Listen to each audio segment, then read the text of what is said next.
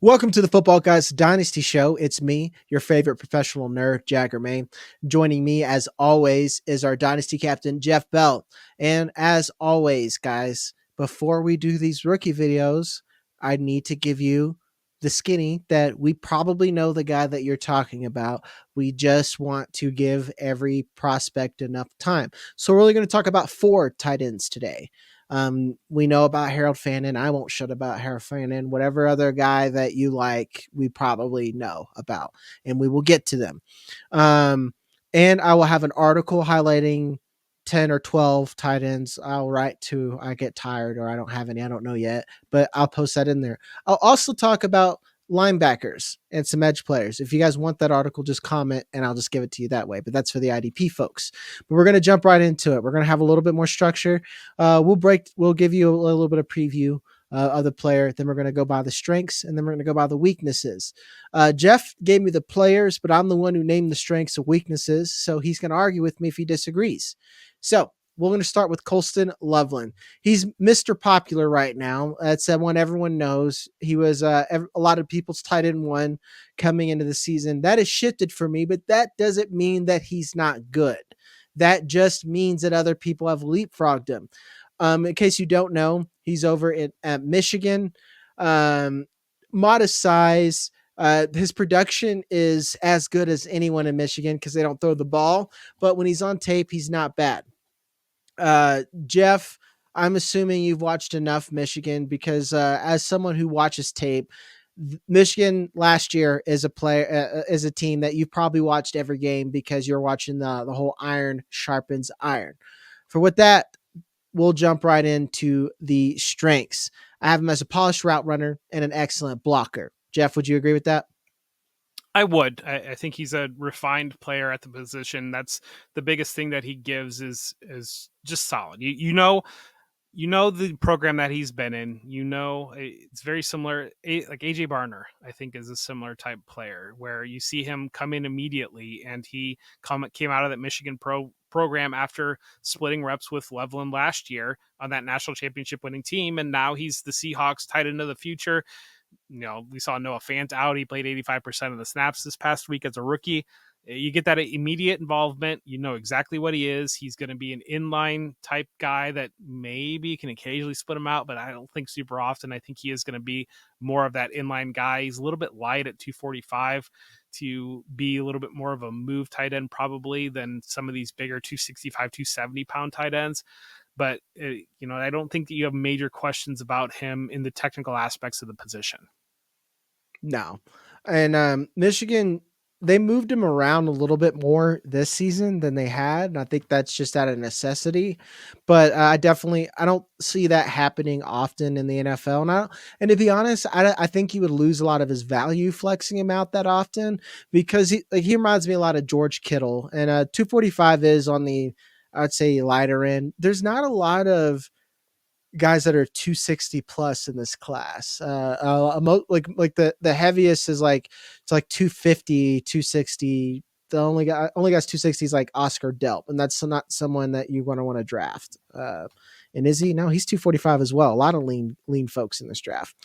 Which goes to his weaknesses. As polished as he is, I'd say he's not an elite athlete. And that's actually me picking on him just a little bit. When I say that he's not an elite athlete, I think that he's not going to blow the top off a defense, and he's not someone that you're going to see the same usage out of someone like, I would say, like a Kyle Pitts or even Brock Bowers, but definitely more like your Sam Laportas, which I still think is like a blue chip tight end. That's just like managing your expectations. So I will say this is a prospect I'd say we agree on, and he is the most boring one, I think, because I'm like, yeah, he's perfectly fine and he's pretty good, and he does all the tight end stuff perfectly adequate. Would you agree? Yeah, and I'm glad that you mentioned Laporta because Laporta is in that similar build, that 6'3", 245 type build, and what we've seen from Laporta is they use him in the slot. He's not usually the Lions like to use an extra offensive lineman to run six guys on that line instead of using a dedicated blocking type tight end or for their two tight end sets. Although we have seen Brock Wright work in there a little bit as well, but that's kind of yeah, and I don't know. I'm really curious to see him test. You mentioned him not being an elite athlete. If he's the level of elite athlete, or if he's the level of Sam Laporta level athlete or not, I'm not sure, and I'm not entirely sure that he's got. It's. I don't think he's nearly as good as Sam Laporta. You don't? Now Sam Laporta is Mm. really good. I know he's really good. I know he's really good. But his testing, I think like I'm expecting Sam Laporta numbers where he might run like a 4.6 or something like, and he's a modest athlete. Like to me, he's a really smooth runner, and that's something that we never got to see that often from Sam Laporta. But I will say I think Sam Laporta is a better yak guy, and to be honest, we don't see the yak that often for the Lions because I feel like when Sam Laporta gets the ball, he's wide open, and that's not disrespecting him as someone who can't earn his own targets or can't do his own thing because he can.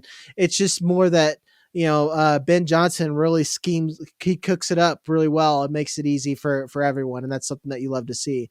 So I think Colston Loveland will be. I think he's a day 2 guy, to be honest. Or do you think that he falls to day 3?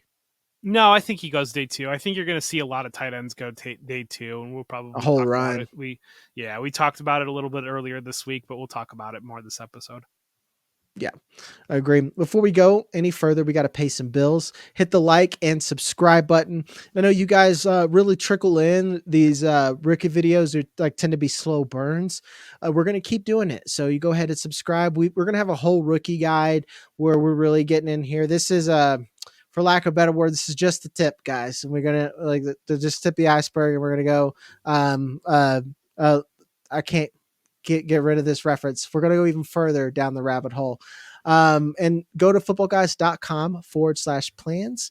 We have a 20% off sale on all of our merch, like even the cool stuff that only the staffers get, like this jacket, and all of our subscriptions. So, again, if you do like this rookie content, if you want to be the first to get the rookie guide and have all the goodies when we have everything in the future, get in now while it is cheap.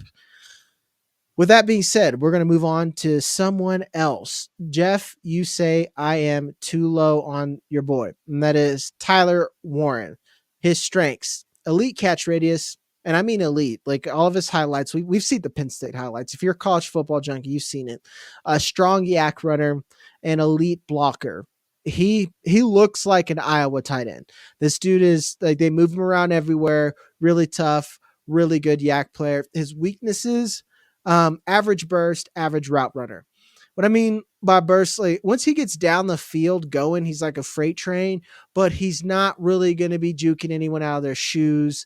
I definitely think he's better used downfield in line than he is going to be like an Evan Ingram type player. By average route runner, what I grade on that is spacing and how quickly he gets in out of breaks. He's not quite that great at it, but when it comes to just being a bulldozer and a tough guy that you could just throw the ball anywhere in his direction, he can make a play. I think that's it. And with me, when I give him his weaknesses, they all have them. He's still a blue chip athlete. Jeff, where are you at with him? Yeah, now this kind of is like the 6'6", 260 guy, and he's really you talk about everybody seeing the Penn State stuff, but if you haven't seen the Penn State stuff, I mean, they are using him all over the field. They are lining him up in the backfield. They are splitting him out wide. He's played quarterback at times. It's just kind of one of those things that you don't really see it at a school as big as Penn State. It's more, I feel like, a Vanderbilt type move of just like, we've got this one dude. Let's figure out all the different ways we can use him.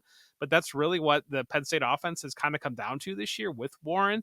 And Warren is intriguing because we talked previously about teams looking for copycats and looking for a copycat Brock Bowers type situation or Taysom Hill type situation, or these players that how can we creatively use this player in different areas of our offense. And Warren, and from what I've seen so far, and it's very early for me to have a guy in this class, but Warren does is putting those types of things on tape to be able to have teams buy in and say, well, this guy can do, we can line him up in the backfield. We can do some of these different creative things for him. Oh, yeah. And he's 265 pounds. And that's going to be an interesting thing to play out. Yeah, he is the biggest. Like out of the good tight ends, he is the biggest. 6'6", 257, and that's just listed. We don't really know what he is, but he looks that big and he plays that big. He's probably the toughest to bring down right away, and he just puts that shoulder down and runs through people. And that's why yeah, he's not like the polished route runner, but I think you're gonna if you throw a lot of seams to him, like to me, he's going to be a seam monster in the NFL. And like the 49ers, I wouldn't be surprised if they're a team that would just draft him because they're really big on just taking talent and they have kind of succession plan for George Kittle.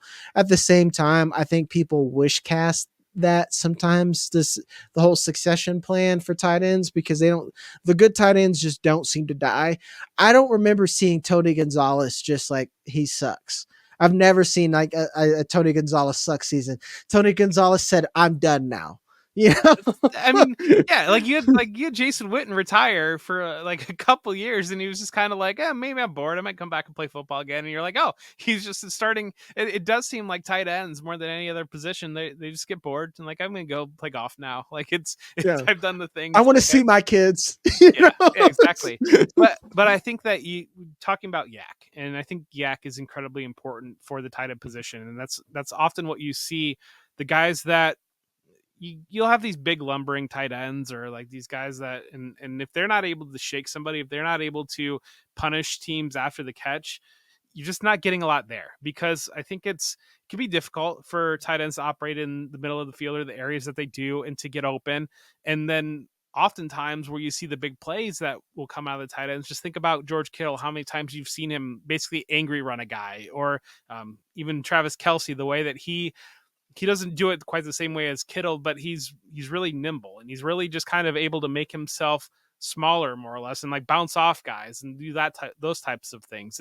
And that's really what you see out of the high level tight ends. And that's where Warren brings it. We've seen it time and time again. He does have that ability after the catch.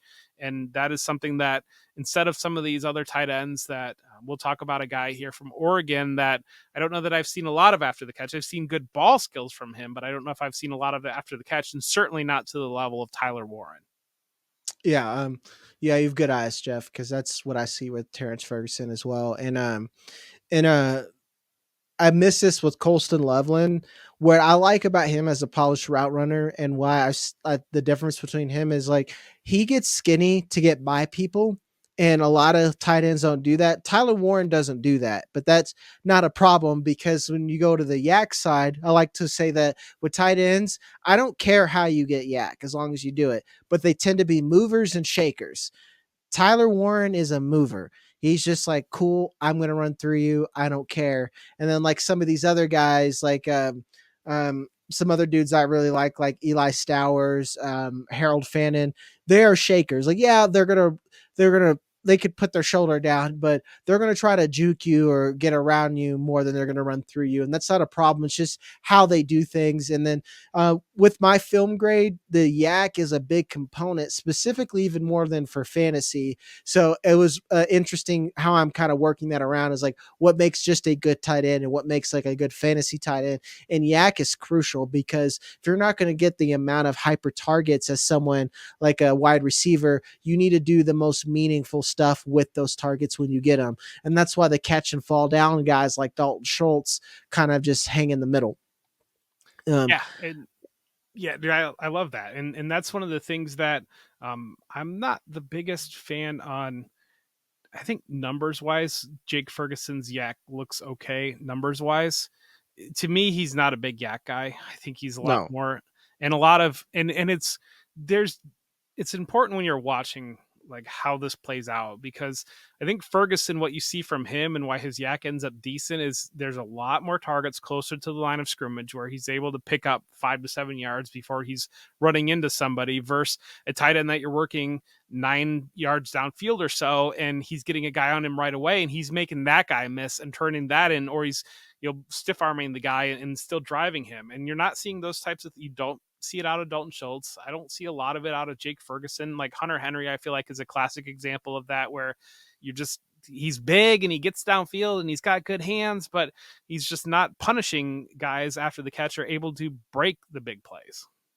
Yeah, Hunter Henry's always been a finesse guy. He's always like been the biggest little guy I've ever watched. I've like watched since Arkansas. I think he was a good tight end, but he always it's like a tough blocker and whatnot. But he never really was a yak guy, and always like real finesse about stuff. He'd always and actually now that this is a good segue into the next guy.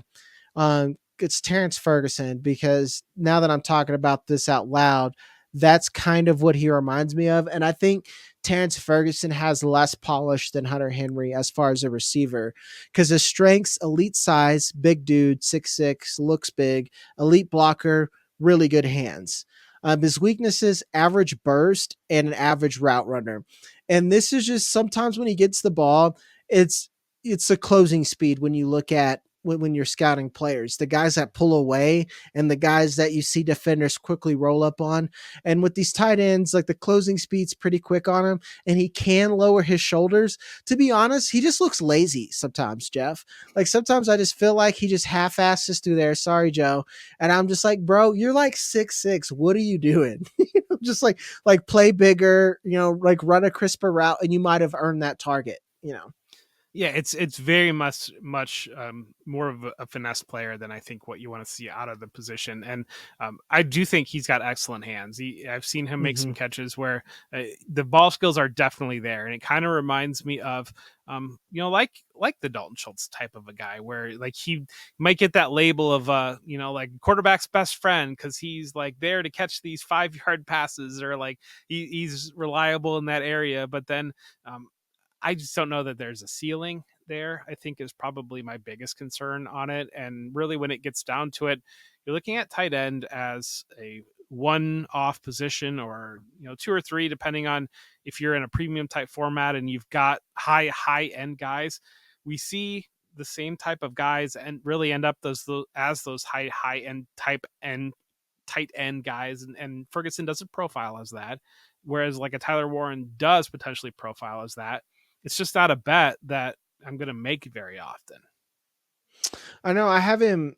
It's still pretty high for the grade because it's the ball skills, and what I do like about him is Oregon does flex him out quite often, and that's why I think it's weird why I say it's burst, because downfield I see him pull away, but in the yak I see people catch up. So like when they move him around, you can really see what's there, and that's why I think he's an 83, which is not a blue chip. That is a good player, and and what's important for fantasy purposes, you want a great player for fantasy, specifically because you want someone that is there, well, that they're going to scheme up consistently for targets. And I don't know if Ferguson's going to be that guy.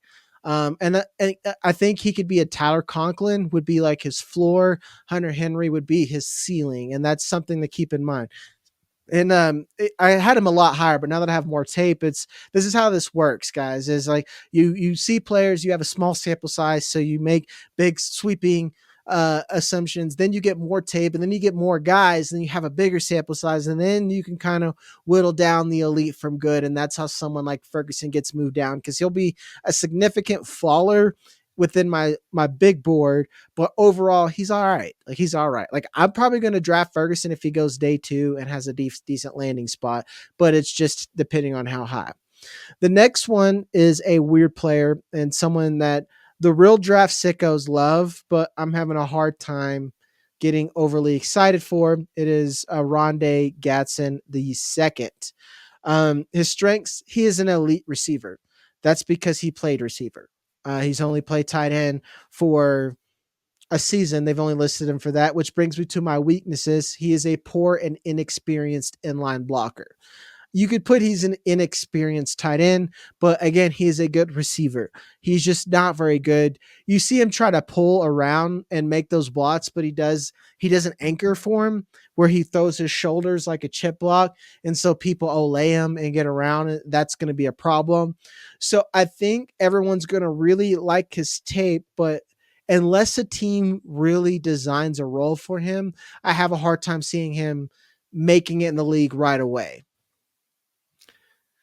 Mike Gesicki is kind of Yeah, dude. There you go. That's why you're so good at comps. Yeah. Like for real, I was just like Jeff's much better at comps because that's exactly it. Mike Gesicki, elite receiver, but why does he struggle to get on the field? You know? because you don't know how to use him, and Yeah. that's and it's very ends up being very dedicated usage, and we've seen you don't love very dedicated usage out of a position because what is dedicated usage? It tips your hands. And I think ideally when you're looking at building a tight end room, or what you want in a tight end room is you want the inline guy that is basically an athletic lineman that can work the seam and can be that big target down the seam to be that seam buster, but also he's just a hammer on the end of the line, and you can bring him around if you want to pull with him, those types of things.